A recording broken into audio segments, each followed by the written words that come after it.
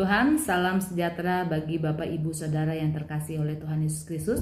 Malam hari ini kembali kita akan menyaksikan renungan malam Shoshanim. Mari terlebih dahulu kita bersatu di dalam doa. Kami bersyukur dan berterima kasih kepada Tuhan, anugerah-Mu besar melimpah bagi setiap kami. Itulah yang kami rasakan.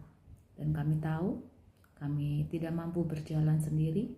Karena itu kami perlu Tuhan ada di dalam hidup kami, menuntun kami, mengajari kami banyak hal.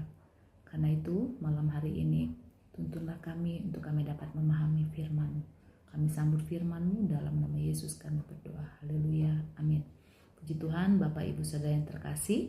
Malam hari ini tema firman Tuhan kepelbagaian. Kepelbagaian atau keberagaman. Beragam, banyak, tapi tetap merupakan satu kesatuan, gabungan yang tidak dapat dipisahkan.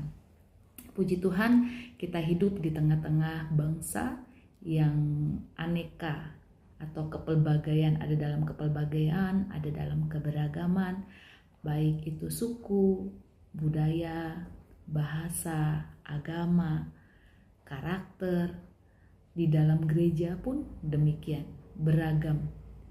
Di dalam sekolah beragam. Di dalam keluarga sekalipun terlihat sedikit tetapi juga beragam. Tidak mudah menyatukan kepelbagaian ini. Tidak mudah, tetapi mari terlebih dahulu kita buka Alkitab kita yang terdapat di dalam Efesus pasal 4 ayat 1-7.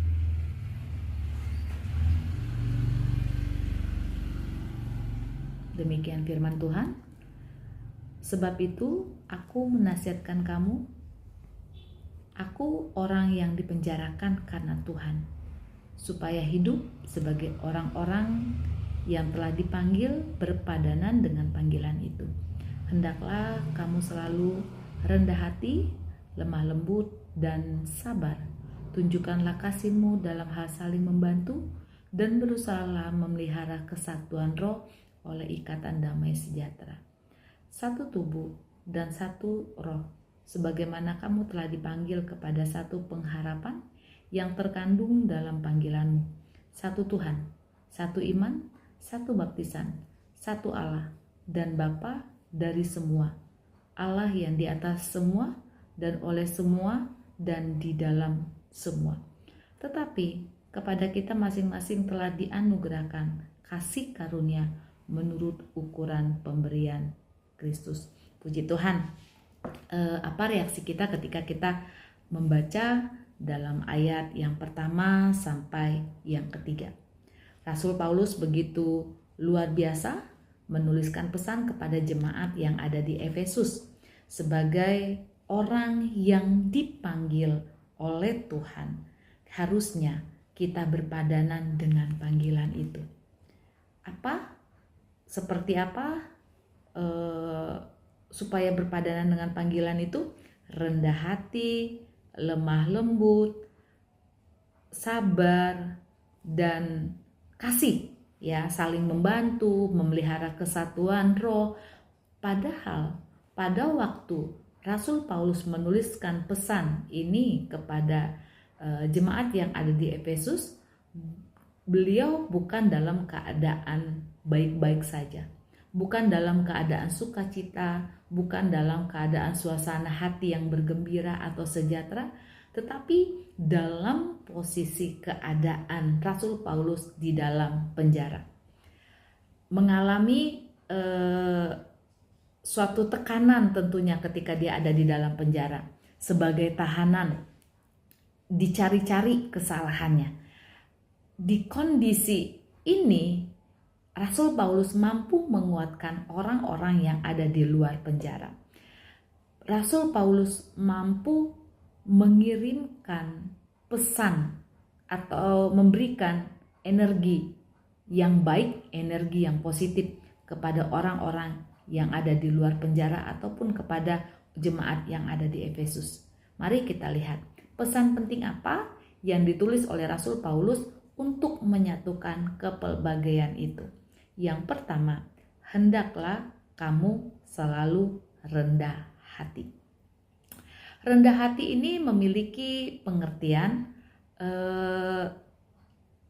humble, sopan, sekalipun dipanas-panasin ya, sekalipun demikian, tetapi walaupun ada dalam keadaan tidak baik, justru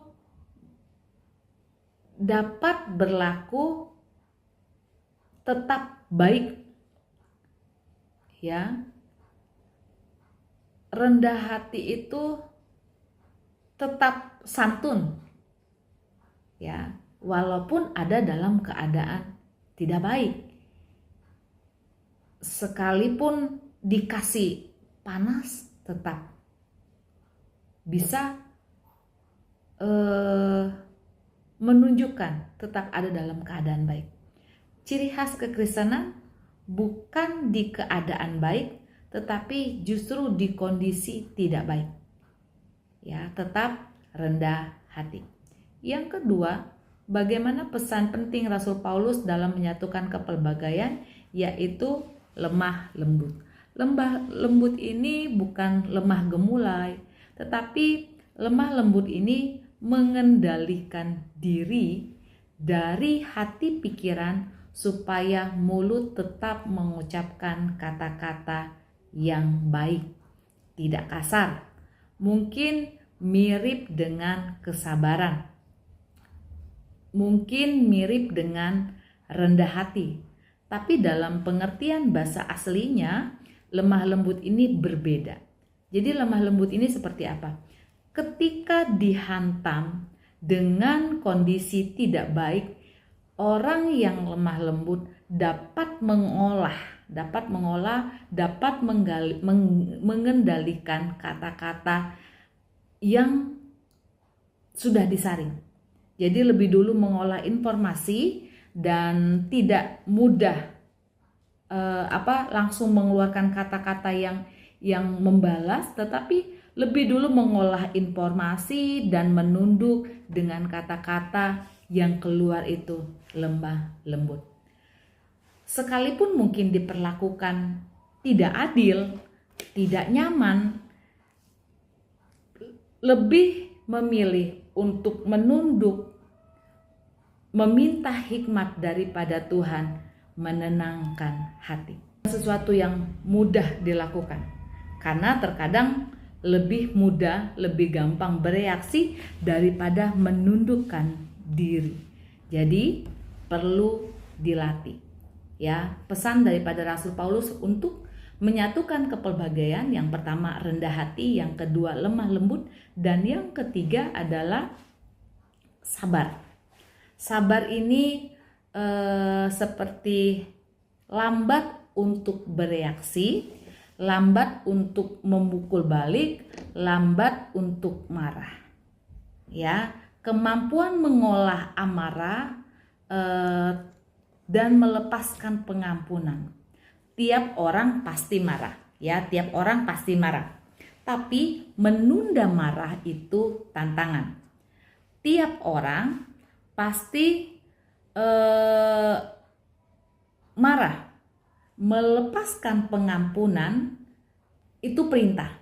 Ya, melepaskan pengampunan itu perintah. Lambat untuk menyala itu perlu melatih diri. Jadi, panggilan kita di tengah kepelbagaian, kita belajar untuk sabar. Mungkin kita marah, tetapi meredamnya dan bereaksi positif terhadap yang mungkin yang membuat kita marah tadi. Yang keempat, Rasul Paulus katakan di dalam ayatnya yang berikutnya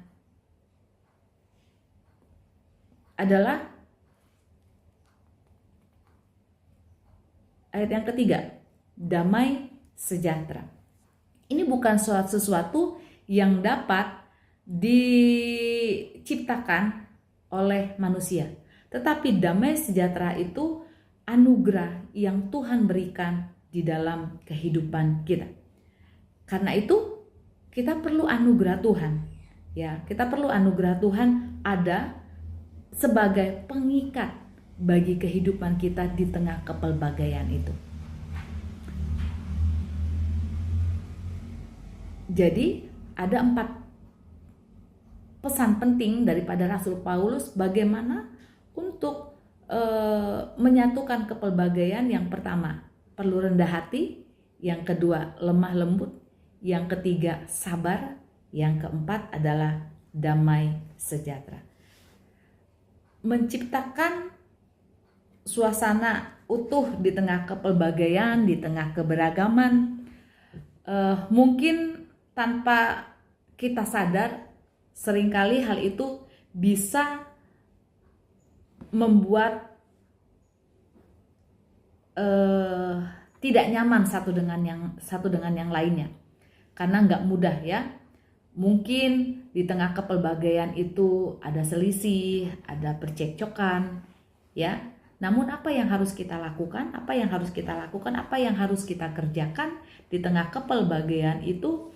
Maka yang pertama kita adalah belajar menunduk atau belajar mengekang perkataan. Jangan sampai karena perkataan kita membuat orang lain tersakiti. Jangan sampai karena perkataan kita membuat orang lain terluka. Karena tidak ada kata-kata yang dapat dihapus, tidak ada penghapusnya. Kalau kita sudah mengeluarkan kata-kata yang melukai orang lain, ingat, tidak ada kata-kata yang dapat menghapus.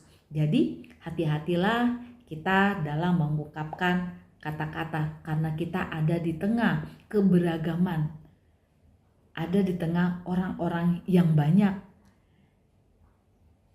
Karena biasanya perkataan ini bisa melukai. Jangan sampai karena perkataan kita orang lain tersandung, kemudian terluka, dan iblis menabuh gendang atas setiap hal itu, sehingga tersulut, sehingga mulai ada perpecahan karena hal itu. Yang kedua, berapa kali kita harus menunduk, berapa kali kita harus mengekang. Yang berikutnya adalah berapa kali kita harus rendah hati, ya, berapa kali kita harus lemah lembut, berapa kali kita harus sabar, berapa kali kita harus melepaskan pengampunan. Firman Tuhan katakan 70 kali 7 kali.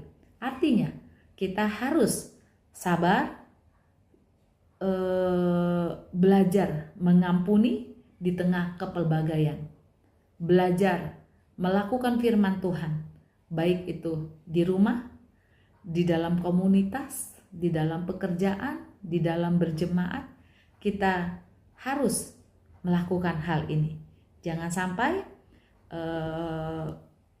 karena komunikasi yang keliru membuat iblis menabuh gendang, baik itu antar suami dan istri, antar orang tua dan anak, antar kakak beradik, antara bersaudara, baik itu pelayan dengan pelayan, baik itu tadi saya katakan pertemanan ataupun karyawan dengan atasan. Jangan sampai di tengah kepelbagaian ini kita saling melukai dikarenakan kata-kata ataupun dengan segala hal. Tetapi mari biarlah kita mau belajar seperti Rasul Paulus.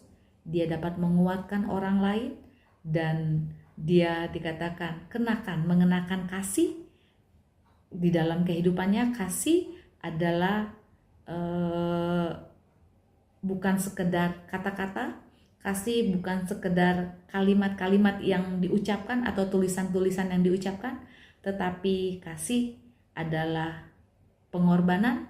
Kasih bukan memanfaatkan, tetapi kasih adalah apa yang sudah diajarkan oleh Yesus kepada kita semuanya. Selamat hidup di tengah kepelbagaian, tetap kuat, tetap utuh, tetap menjaga kesatuan. Tuhan Yesus memberkati kita semuanya. Mari kita bersatu dalam doa. Tuhan, terima kasih buat kepelbagaian yang terjadi di dalam lingkungan kami, di dalam keluarga kami, di di dalam gereja Tuhan, di dalam kami bermasyarakat. Tolong kami untuk kami dapat menjaga satu dengan yang lainnya. Biarlah kasih-Mu yang mengikat setiap kami. Biarlah Tuhan kami ada menjadi orang-orang yang rendah hati, yang sabar, yang lemah lembut, yang di dalam hidup kami ada damai sejahtera. Karena Tuhanlah yang melimpahkannya dalam kehidupan kami. Terima kasih buat malam hari ini. Tanamkan firman-Mu, tolong setiap kami Tuhan, sehingga kami mampu melakukannya di dalam hidup kami. Terpuji nama-Mu. Dalam nama Yesus kami berdoa. Haleluya. Amin.